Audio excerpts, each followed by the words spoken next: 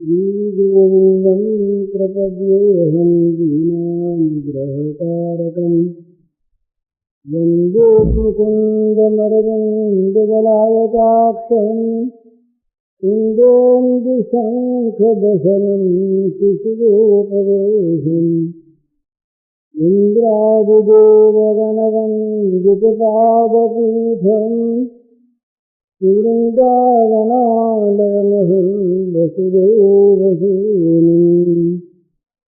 नवजलधरवरणं चम्पकोद्भासितरणं विकसितनलिनाशियं विस्फुरन्मन्दहास्यम् कनकरुचिदुशूलं चारुबर्हावशीलम्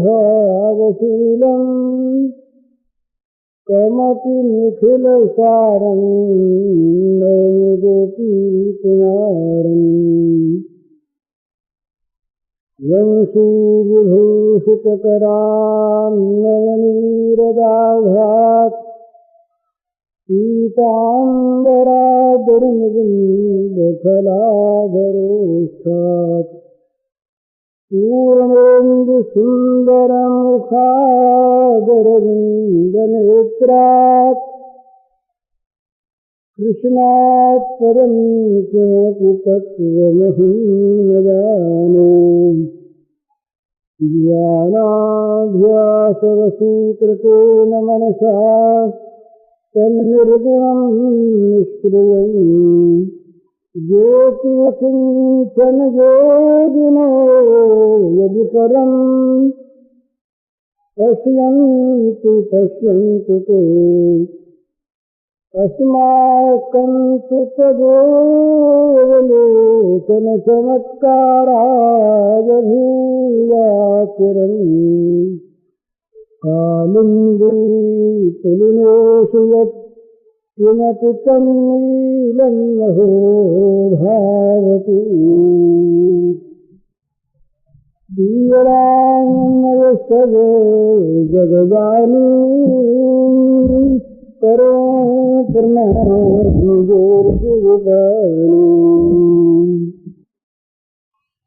समस्त चराचर विश्व के रूप में अभिव्यक्त भगवान के पावन चरण कमलों में सभक्ति नमस्कार।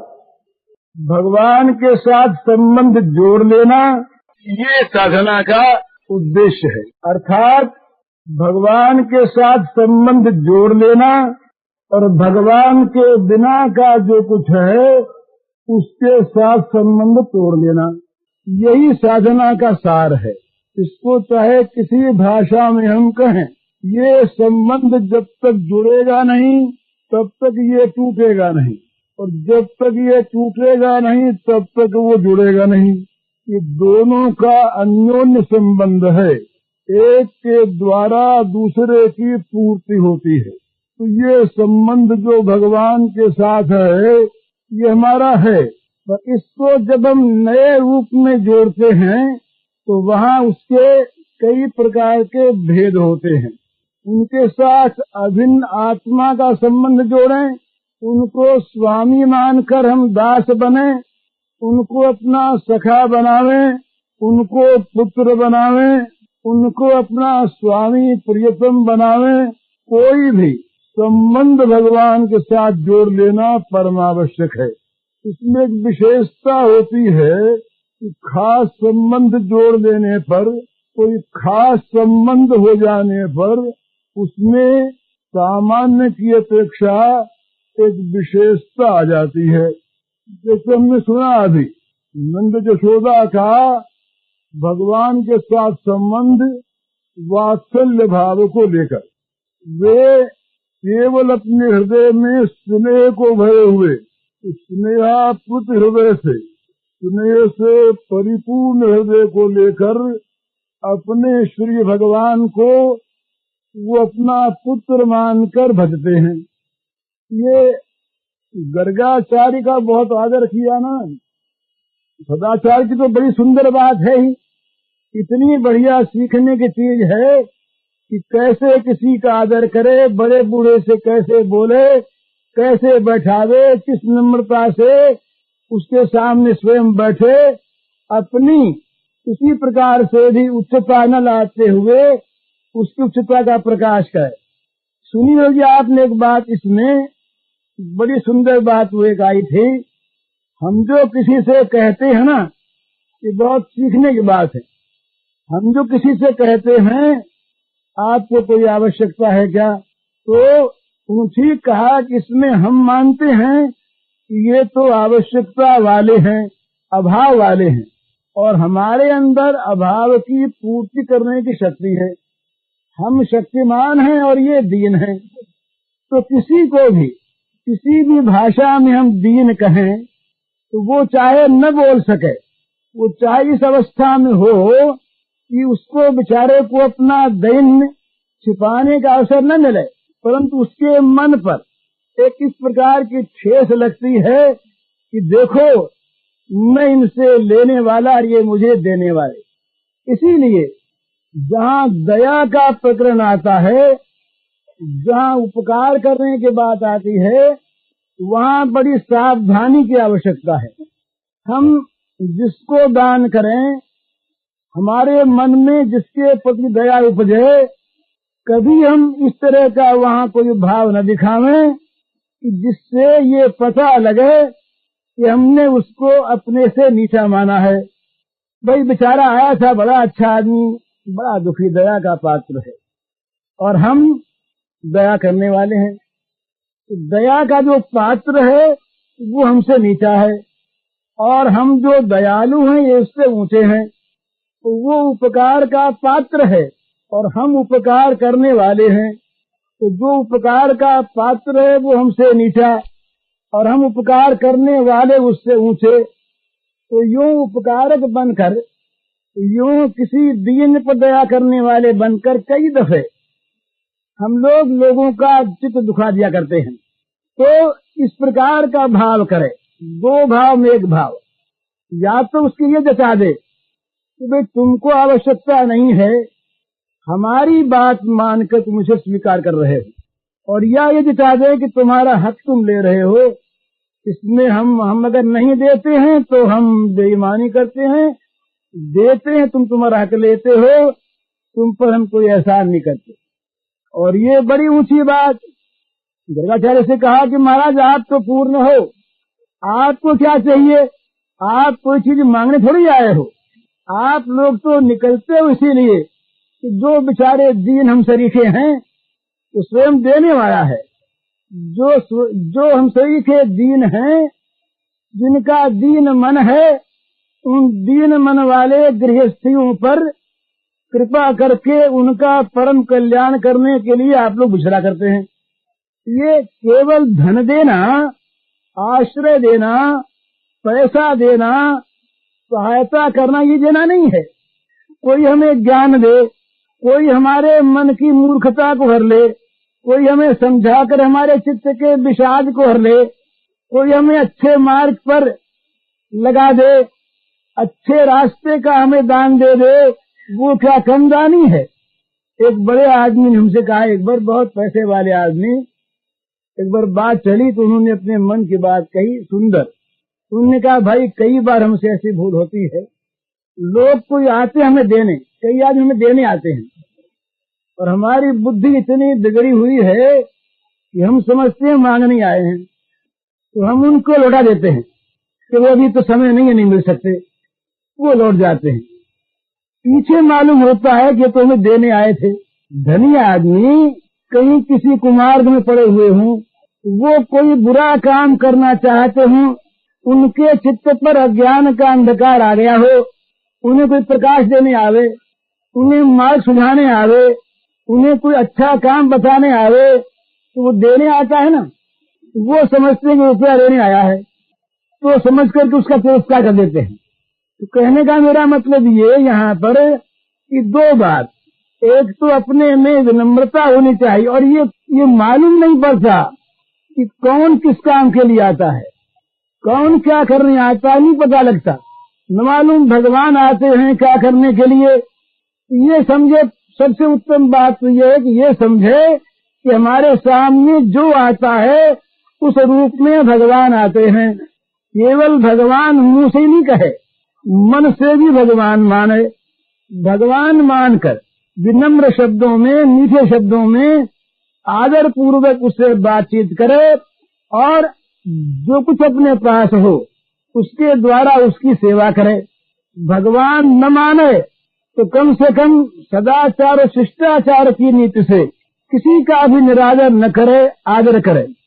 और जब किसी को कुछ दे तो ये समझे कि ये वस्तु इसी की है, माने भगवान की वस्तु भगवान की आज्ञा से भगवान के निमित्त भगवान को दी जा रही है। इस प्रकार का भाव रखे तो कोई अभिमान नहीं होगा, किसी पर एहसान नहीं होगा। कि जो आदमी देकर याद रखता है वो भी भूल करता है, तो जो आदमी देकर गिनाता है, देकर बताता है, वो उससे कुछ कम भूल करता है पर वो भी भूल करता है। और जो आदमी देकर उसे गिनाता है वो भी भूल करता है, और जो आदमी देकर उसका कहीं बदला चाहता है वो तो बड़ी भारी भूल करता है। तो देकर भूल जाए, याद रखे, कहीं याद रहे तो इस रूप में रहे कि भाई भगवान ने बड़ी कृपा की, अपनी चीज को स्वयं लेने का रूप बना करके मेरे सामने आ गए, मुझे अवसर दिया। कृपा माने उसके द्वारा क्या होगा कि भगवान प्रसन्न होंगे, भगवान की कृपा प्राप्त होगी। जो देकर गिनाता है, जो देकर एहसान करता है और जो देकर बदला चाहता है उसका देना तो मिट जाता है, तो जिसको दिया उसके मन पर भी एक आघात लगता है कि भाई हमने क्यों भगवान ने ऐसा अवसर दिया कि हमें लेना पड़ा, हमें मांगना पड़ा। तो दे के भूल जाए और लेके याद रखे, ये नीति है अच्छे पुरुषों की। तो मैं ये कह रहा था, बीच में दूसरी बात ये आ गई कि वो भगवान से जो संबंध जोड़ ले, नंद बाबा ने, यशोदा ने संबंध जोड़ लिया भगवान से वात्सल्य भाव का। ये भगवान हमारे पुत्र हैं, तो वो सदाचार की दृष्टि से, सद्भावना से और सबने भगवान देखते थे इस भाव से भी, जो गर्ग का आदर किया तो ठीक ही किया, पर गर्ग के भी जो परम प्रीति दिखाई, उनको देखते ही परम प्रीति उपजी। इसका कारण एक और है, वो कारण है श्री कृष्ण में वात्सल्य भाव। ये बड़े भारी ज्योतिषी हैं, ये बड़े भारी तपस्वी हैं, ये बड़े भारी सिद्ध पुरुष हैं, ये बड़े महापुरुष हैं। तो बड़ा सौभाग्य हुआ ये आकर के हमारे बच्चे को आशीर्वाद दे देंगे। बस नंद बाबा और यशोदा ये जैसे कोई कामी पुरुष, सकामी पुरुष देवता के सामने जाकर के भी, भगवान के सामने जाकर के भी इच्छित वस्तु चाहता है, इसी प्रकार ये नंद बाबा और यशोदा मैया, इन्हें चाहे महात्मा मिले, इन्हें चाहे नारायण मिले, ये इसी बात से प्रसन्न होते हैं कि ये बड़े भारी महात्मा आ गए तो हमारे बच्चे का कल्याण होगा। तो भगवान में थी प्रीति, जैसा कहा, और इनमें परम प्रीति। परम प्रीति का कारण यही है कि वो जो प्रीति पात्र, वो जो वात्सल्य भाजन श्री कृष्ण हैं, उनका इनके द्वारा मंगल होगा। तो निरंतर यही भावना, इसी का नाम अनन्यता है। एक भाव से भगवान का भजन। तो भगवान के साथ कोई संबंध जोड़ ले, तो संबंध हम जो जोड़ेंगे ना, भगवान उसी में तैयार है। कोई संबंध भी भगवान के लिए छोटा नहीं, कोई संबंध भी भगवान के लिए बड़ा नहीं। यूं तो भगवान सबके आत्मा है ही, सब में निरंतर रहने वाले हैं ही, हम सब उन्हीं में हैं ही, ये सारी बातें ठीक है। पर जब कोई भक्त भगवान के साथ किसी विशेष संबंध को जोड़ता है, ये भगवान मेरे पिता हैं, ये भगवान मेरे पुत्र हैं, ये भगवान मेरे मित्र हैं, ये भगवान मेरे पति हैं, इन संबंधों में एक विशेषता आती है और उसी संबंध से भगवान अपने को संबंधित मानकर उसी प्रकार का उसके साथ व्यवहार करते हैं। और ये जो व्यवहार होता है लीला भूमि में भगवान का, ये बड़ा मधुर होता है। जो भगवान की दिव्य भूमि है, दिव्य लोक हैं, वहाँ तो भगवान का नित्य धाम जो है उसमें तो भगवान नित्य रहते ही हैं, पर वहाँ पर लीला भूमि का ये संबंधों का जो एक सुख है ये वहाँ नहीं है। तो भगवान में सुख की अभिलाषा नहीं है। जो नित्य सुख रूप हैं, जो नित्य आनंद रूप हैं, जिनमें कभी किसी प्रकार की अभाव की वृत्ति नहीं है, वृत्ति करने वाला वो मन ही नहीं है, वो किस बात का अभाव समझें और कब समझें। परंतु ये भगवान में भगवान का स्वभाव है, इनका अपना भाव। योग भगवान के रूप की व्याख्या कोई कर नहीं सकता, और कहे तो ये कह दे भले ही है भी ठीक कि भगवान सबसे परे हैं। भगवान सब कुछ है और भगवान सबसे परे हैं, सर्वात्मक हैं और सर्वातीत हैं, पर दोनों में ही सर्व आ जाता है। सबसे परे भी हैं और सबके अंदर भी हैं, सब कुछ वो हैं और सबसे परे वो हैं। तो ये सब क्या है? तो सब भी वही हैं। तो इन सब में ही भगवान का एक हम निर्देश कर देते हैं। तो भगवान निर्देश से परे हैं, ये भी निर्देश है। अगर हम भगवान से कहें कि भगवान निर्देश से परे निर्देश है, तो ये निर्देशिता भी एक निर्देश है, इसलिए भगवान के लिए कुछ कहना बनता नहीं। लेकिन भगवान कहना नहीं बनता ऐसे होकर के भी जहाँ जो कुछ कहना बनता है वो सारा कहना भगवान नहीं बनता है। भगवान के सिवा कहना जहाँ बने ऐसा कोई भी अन्य स्थल नहीं है, कोई स्थान नहीं है। तो वही भगवान जो सर्वातीत हैं, वही भगवान अपने बनते हैं। किनके अपने बनते हैं? जो अपना बनाना चाहते हैं। बल्कि जहाँ ये अपनेपन का, जिसमें प्रेम का भाव है, वहाँ उस प्रेम राज्य में भगवान का स्वरूप उस प्रेम के अनुरूप है। तो वहाँ कहते हैं, एक बड़ी सुंदर वैष्णव की व्याख्या है, वो कहते हैं कि भाई ये राधा जी क्या हैं, राधा जी क्या हैं। तो बड़ी सुंदर बात है, बड़ा जरा ध्यान से इसको समझना चाहिए। राधा क्या है? तो ये बताया कि भगवान के एक दिन मन में आई, एक दिन भगवान के मन में आई। ये भगवान सर्वांतर्यामी है, सब कुछ है, वो चीज अलग। उनके मन में आई कि मेरा कोई अनन्य प्रेमी जब मुझे भजता है और वो जब मेरे मन की करता है, तो मेरे मन की करते समय उसको जो आनंद मिलता है वो किस जाति का है? माने भगवान को अपने आनंद स्वरूप का तो पूरा ज्ञान है, और उस प्रेमी भक्त के हृदय में, जिस प्रेमी भक्त ने अपना मन संपूर्णतया भगवान की अर्पित कर दिया और जो निरंतर भगवान के मन की करता है, वो भगवान के मन की करते समय उस प्रेमी को जो आनंद मिलता है वो आनंद कैसा है? अब वो बताने से तो मालूम होता नहीं। वो आनंद किस प्रकार का है? उस आनंद की अनुभूति करने की इच्छा भगवान को हुई। तो कैसे अनुभूति है? तो भगवान ने स्वयं अपने में से ही एक प्रेमी का रूप प्रकट किया। उस रूप का नाम हुआ राधा। समझे? उस रूप का नाम हुआ राधा। अब राधा को कैसा बनाया भगवान ने कि जिसके पास अपना मन नहीं, तो राधा बने, राजा बन के राजा को अपना मन दिया। गोपी भाव क्या है? ये जब ठीक ध्यान में देंगे तो समझ में आएगा थोड़ा बहुत।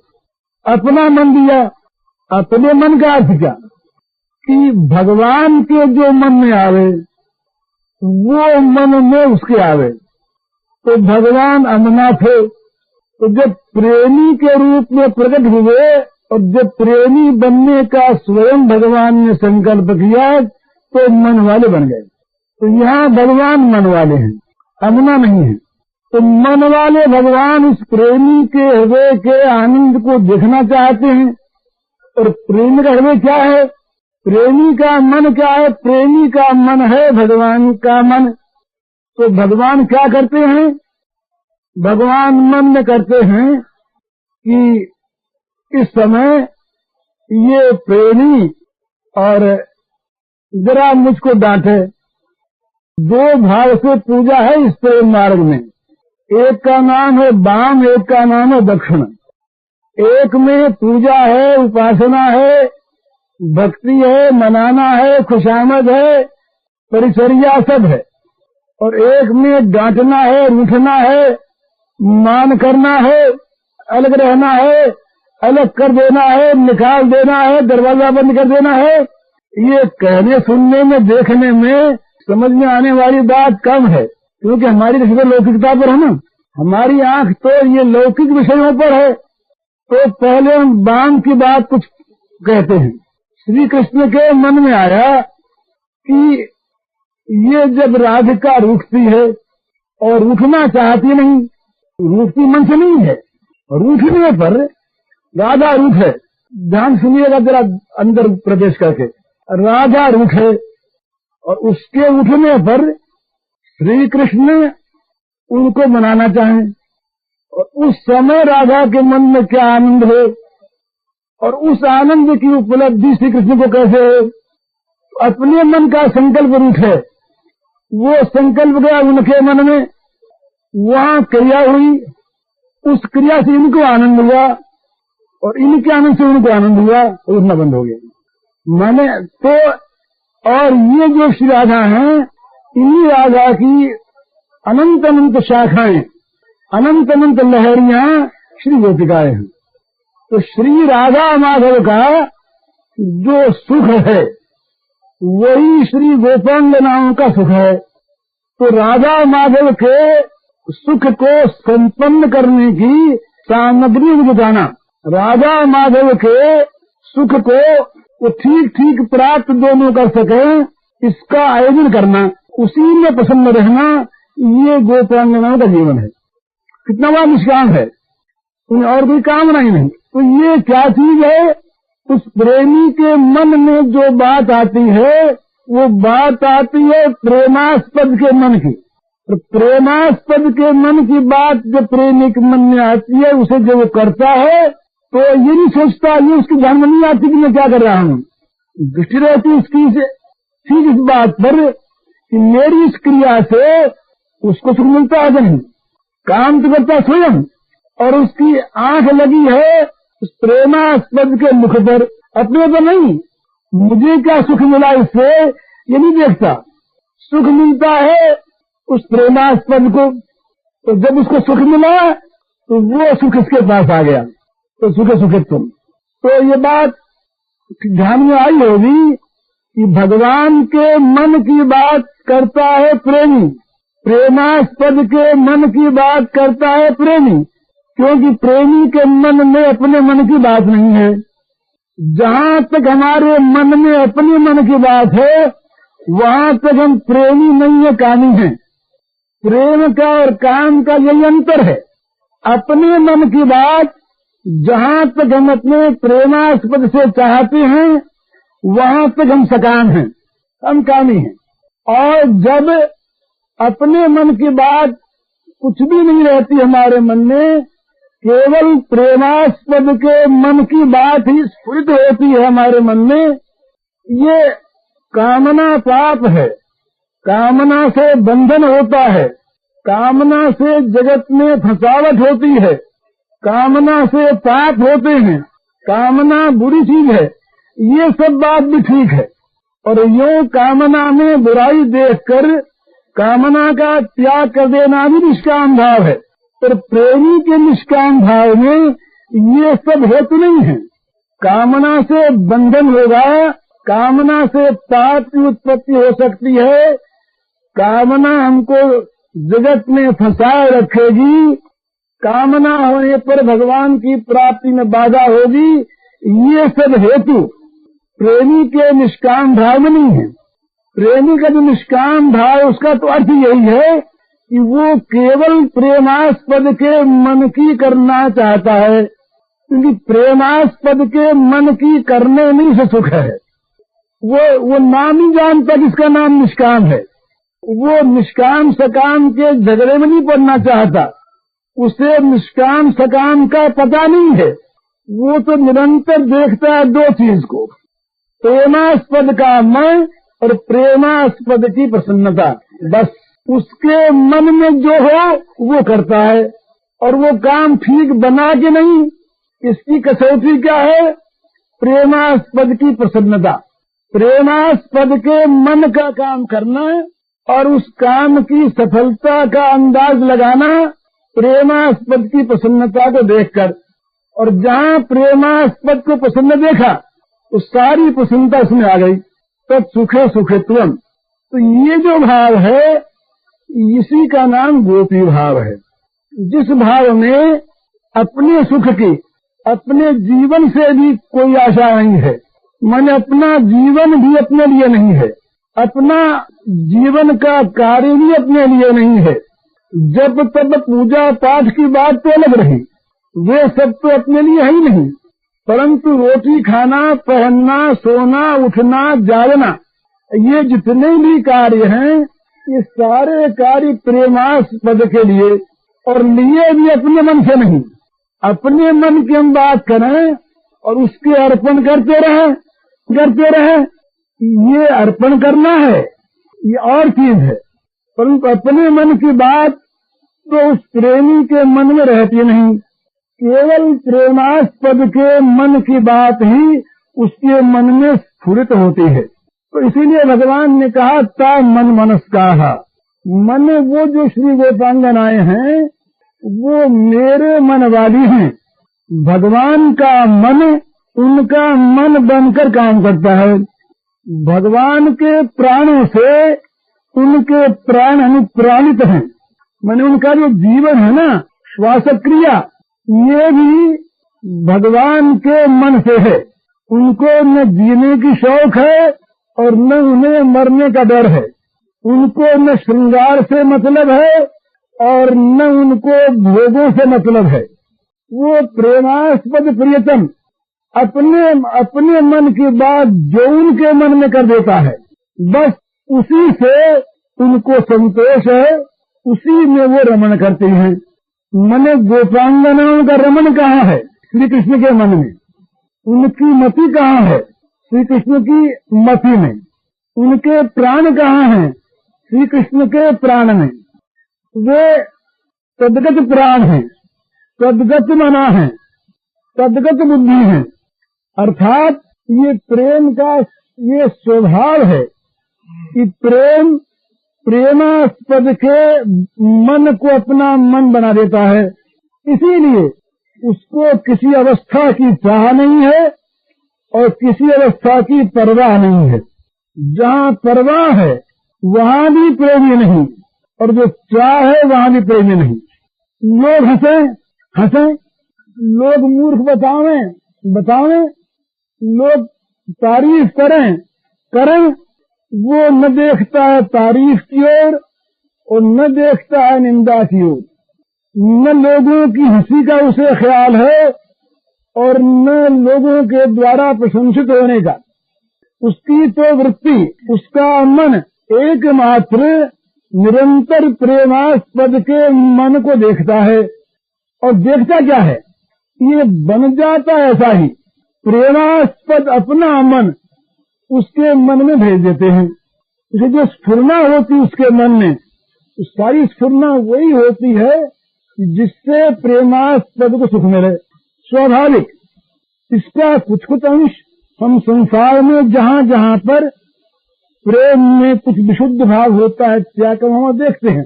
माता का प्रेम, पतिव्रता पत्नी का प्रेम, सुहृद मित्र का प्रेम, इनमें किसी अंश में इसकी झलक आती है वहाँ पर जहाँ पर त्याग की विशेषता होती है। और वहाँ तो त्याग पूरा है। माने जगत के भोगों का जो विराग है, ये विराग वहाँ किसी वस्तु में दोष दुख देखकर नहीं होता। ये जो विराग है ये उनके चित्त का स्वाभाविक स्वरूप है। ये तो भूमि है, इस भूमि पर भगवान खेलते हैं। पर ये भौतिक विराग ही उनके जीवन का स्वरूप नहीं है। उनके जीवन का स्वरूप तो है वो सर्वथा और सर्वदा प्रेमास्पद की अनुकूलता। बस कहीं प्रेमास्पद ये देख ले, ये कह दे, ये मान ले कि भाई तुमको थोड़ा भोग भूमि में भी आना है, तो भोग भूमि में आ सकती नहीं, पर भोग भूमि में आने से इनकार नहीं। ये नंद जशोदा ये भोग भूमि में आए। पहले इनको बड़ा त्याग वैराग्य था घर से, और जब ये वात्सल्य भाव को प्राप्त श्री कृष्ण घर में आ गए तो दूध की भी संभाल, दही की भी संभाल, गैयों की भी संभाल। क्यों? उनको भी पिलाना है, उनकी सेवा करना है, उनकी सेवा के लिए, उनके मन के लिए। यदि कहीं आवश्यक हो भोग भूमि में आना तो भोग भूमि में आकर के भी वो रहते भोग भूमि में नहीं है। भगवान ने आज्ञा दी भरत को कि तुम वन में नहीं रह सकते, तुम नहीं रहोगे अरण्य में, अरण्य में हम रहेंगे, तुम रहोगे नगर में, तुम भोग भूमि में रहोगे। तो भोग भूमि में तुमने तो वो रहे, पर क्यों रहे? राम को सुखी करने के लिए, राम की आज्ञा का पालन करने के लिए राम की चरण पादुकाओं को ले गए और उनकी आज्ञा से काम करने लगे। किया क्या? राजकाज। माला नहीं फेरी बैठ करके, माला तो उनका जीवन था, निरंतर राम नाम उनसे मुंह से निकलता था, पर राम का काम जो था, राज का काम, वो सारा करते। भोग भूमि में रहे, पर रहे ऊपर मंडराते हुए। गोसाई जी महाराज ने बड़ा सुंदर एक अर्धाली के आगे अंश में कह दिया, भरत कैसे रहे अवध में? क्योंकि चंचरीक दिन चंपक बागा। रहे तो बगीचे में, ये नहीं कि किसी जंगल में जाकर रह गए हों, सुगंधी वाले बगीचे में, बड़े सुंदर सुंदर सोने के रंग के, जहाँ पीले पीले फूल खिले हुए लाखों, उस बगीचे में राम के राज्य का सौंदर्य, अवधपुरी की सुंदरता, अवधपुरी के सारे भोग वहाँ वर्तमान थे। उन भोगों में रहे, पर रहे क्यों? राम का मन रखने के लिए। रहे क्यों? राम के सुख के लिए। रहे क्यों? राम की सेवा के लिए। तो स्वयं क्या किया? जैसे चंपा के बगीचे में रहने वाला भ्रमर कभी चंपा के पुष्प पर बैठकर उसके रस का पानी करता, ये भ्रमर की एक ऐसी बात मानी गई है जो तमाम फूलों पर बैठता है और रस लेता है, परंतु भ्रमर चंपा पुष्प पर नहीं बैठता। तो जैसे चंपक के बगीचे में भंवरा रहे, इसी प्रकार से अयोध्या की भोग भूमि में ये भगवान भरत रहे। और रहे क्यों? राम के प्रीत्यर्थ। इसी प्रकार जो प्रेमी पुरुष है उसको न भोग से मतलब और न त्याग का आग्रह, वो तो सर्व त्यागी वही हो गया जिस दिन उसने प्रेम को ग्रहण किया। जहाँ प्रेम का स्वीकार करता है प्राणी मनुष्य, वही वो अपने मन को खो देता है। जिसका मन खोया ही गया, जिसका मन प्रेमास्पद के हाथों में न चला गया, वो प्रेमी है ही नहीं। वो तो अपने आप को प्रेमी नाचता है, आनंदित होता है, हर्षोत्फुल्ल होता है, पर नाचता कहाँ है? वो सारे अपने को जलाकर उसके राख की ढेरी पर नाचता है। अपने को रखकर, अपनी अलग रक्षा करके प्रेमी कभी भी पसंद नहीं होता। जहाँ अपना अलग बना है वहाँ प्रेम कहाँ? वहाँ तो काम है, और वहाँ प्रेमोन्मत्तता कैसी? वहाँ तो कभी नाच होगा भी तो मतवाले का होगा, शराबी का होगा, प्रेमी का नहीं। तो जो प्रेम का नृत्य है, जिस प्रेम में केवल हर्ष ही हर्ष है, आनंद ही आनंद है, वो तब होता है जब अपने मन की चीज नहीं रहती। तो गोपी भाव का प्रधान अर्थ है कि वो अपना मन वहां नहीं रहता। क्या हो गया? सारे जगत से, जो जगत भगवान से भिन्न था, उससे संबंध विच्छेद हो गया। ये हमारे शरणानंद जी की भाषा है कि भाई 3 काम करो, जगत से संबंध का अत्यंत विच्छेद हो जाए, और जो कामना से बिल्कुल परे की चीज है वो मिले, और समर्पण पूरा हो। तो जितनी वस्तुएं हमारे कामना में आती हैं वो सभी विनाशी आती हैं। हमारे चित्त की वृत्ति में आने वाली जो वस्तुएं हैं वो विनाशी वस्तुएं हैं। तो वो जो परतत्व है परमात्मा, वो कब आता है? कि जब हम जगत से संबंध विच्छेद कर देते हैं, और ये विच्छेद कब होता है? जब हम अपना मन उसे सौंपने के लिए रख देते हैं। तो समर्पण पूरा कब होता है? जब रखे हुए मन को वो लूट ले जाता है। जहां भी मन का समर्पण करने वाला है, वो जहां तक है वहां तक वो बच रहता है। तो ये जो प्रेम समर्पण होता है, ये तो प्रेमी के साथ समर्पण होता है। वो प्रेमी उसकी वस्तु है, उसका चित्त तो उसका है ही नहीं। इस प्रकार से अपने आप का प्रेमास्पद के प्रति पूर्ण रूप से समर्पित हो जाना, ये गोपी प्रेम का स्वरूप है। और इस प्रेम में एक संबंध है। वो संबंध क्या है? कि भगवान हमारे सब कुछ हैं। तो भगवान का ये संबंध हो जाना, ये सारे संबंधों का इसमें उत्कर्ष मानते हैं, परिणति है ये। जब भगवान सब कुछ है, प्रेम की यही पराकाष्ठा है, प्रेम के भाव की नहीं। प्रेम तो एक रस सागर है, वो प्रशांत है। तो ये लहरियां अनेक हैं, तो लहरियों में विभिन्नता रहेगी। वो प्रेम प्रशांत एक रहेगा, प्रेम एक रस है। एक रस प्रेम में ये जो लहरियां उठती हैं, इनके विभिन्न स्तर हैं। पर वो प्रेम जब इस अवधि पर पहुंच जाता है तो महासागर बन जाता है।